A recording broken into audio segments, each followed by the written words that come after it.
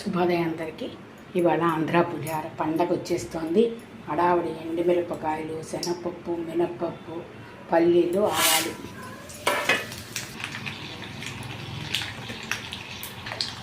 పోపు వేగిపోయిందండి.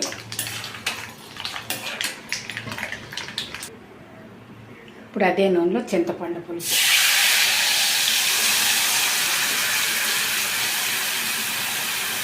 ఉప్పు చూసి వేసుకోవాలండి. కొంచెం వేస్తున్నాను, మళ్ళీ కలుపుకోవచ్చు. పులిహోరకి పసుపు,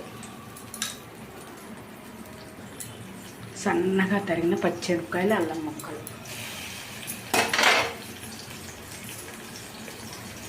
ఇంగువ కొంచెం ఎక్కువ వేస్తానండి. పులిహోరకి చాలా బాగుంటుంది.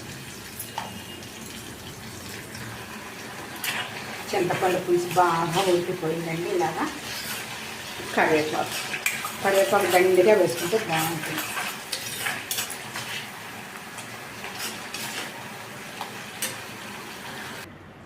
అన్నం అంతా బాగా చల్లారిపోయిందండి. పొడి పొడిగా ఉండాలి పులిహోరకి.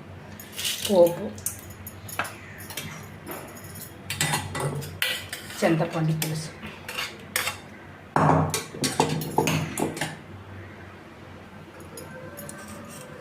పులిహోర అంతా కలిపేసాము.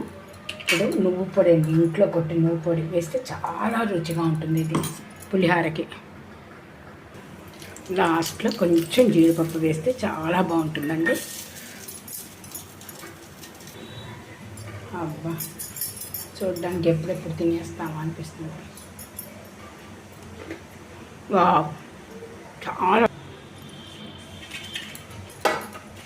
గుమ్మగుమ్మలాడే దేవుడికి నైవేద్యం పులిహోర.